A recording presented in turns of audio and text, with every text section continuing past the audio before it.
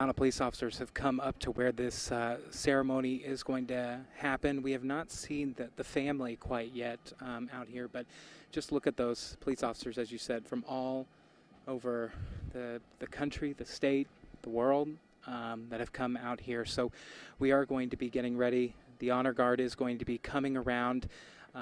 They are going to be followed by, pipe bags, as well as a drum marching, and then that symbolism. There's a whole lot of symbolism in this ceremony. There's going to be a riderless horse that is going to have the boots turned backwards in them, and that is going to signify a fallen comrade looking back on his fellow comrades for the last time. That is going to be followed by the hearse. That is all going to be coming up here soon.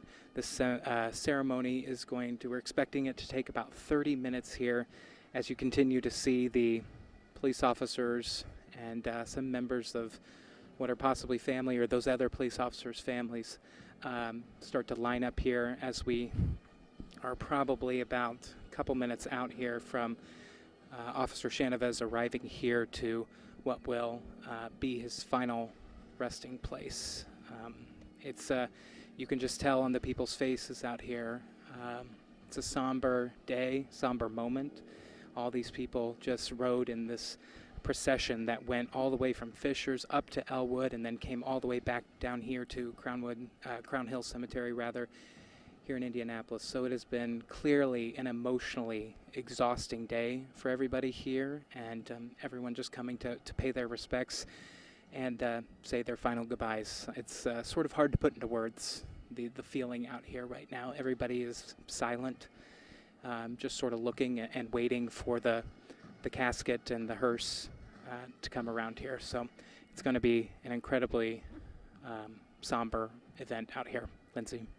So touching. I mean, you can hear the bagpipes there in the background, all those law enforcement officers there to honor Officer Noah Shahnavaz. And like you said, there are officers from all across the country, all across the world coming there. Obviously, we know that Officer Shahnavaz was in the Army beforehand.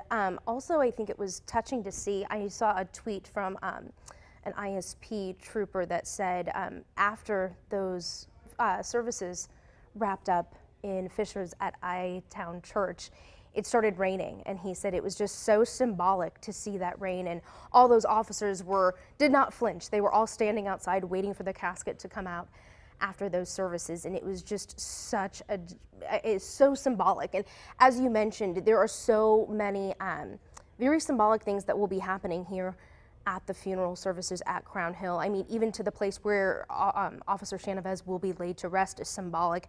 Towards the end of the service, as you'll see, a lot of the officers, as the final farewell, they'll lay a white carnation with a drop of red on that carnation. You'll see it towards the end, and just to talk more about the symbolism, you'll see those officers, and that's kind of their final farewell. The white of that carnation, it represents the loyalty and purity of the heart of one in such a noble profession. And that red drop that you'll see on each of those carnations, it represents a drop of bloodshed for the welfare of the community. Like I said, that'll kind of be one of the last things that you will see during the end of this funeral service. Again, that each officer will have one. They will walk by the casket and they will lay that carnation there. It's a symbolism of a final farewell to this fallen officer. I believe we are getting ready just moments away from this funeral procession. It is about to take place. As you can see, everyone's kind of making their way up. Again, this is at Crown Hill Cemetery, in a very symbolic part of Crown Hill Cemetery where fallen officers are laid to rest here at the cemetery. Earlier today, we saw a very impactful, very touching procession route. Tons of people. We saw a little girl that had drawn a picture to say thank you for making me feel safe, and she left that out front at the Elwood Police Department for Officer Shahnavaz, and left it in his memorial book that was right outside of the police department there at Elwood, in Elwood near their city hall. You can see they're about to start any moment now. Just an overwhelmingly emotional and heartbreaking day for not only the city of Elwood, not only their police department, but law enforcement and the community as a whole, just overall.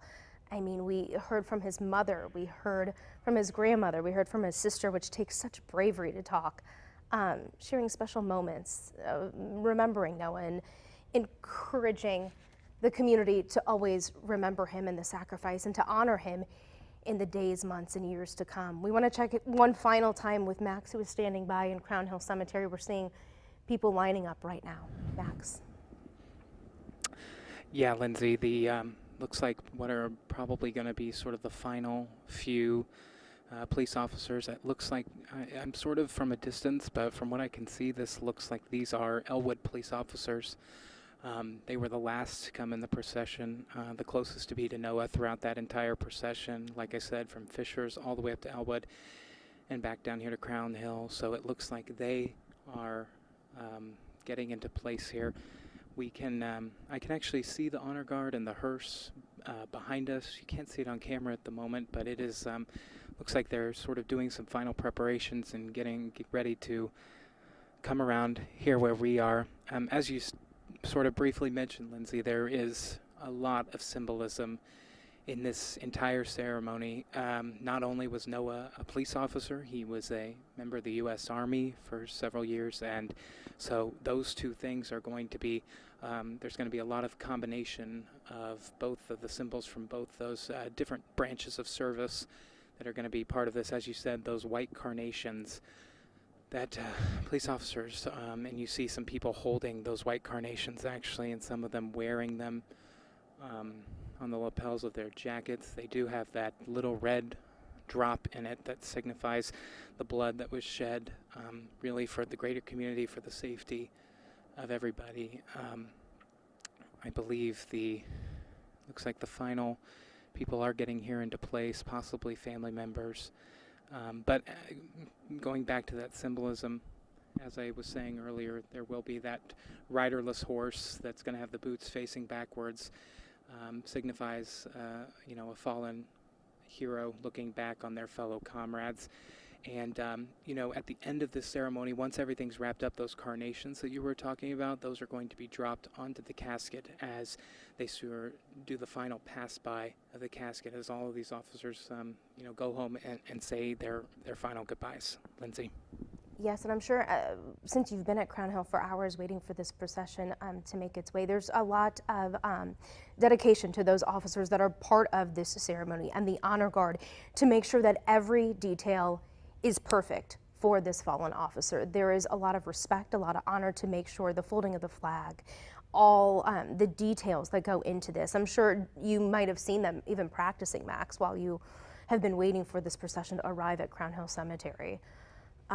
Just making sure that everything is perfect to honor this fallen hero. We are just moments away from this service getting started at any moment now.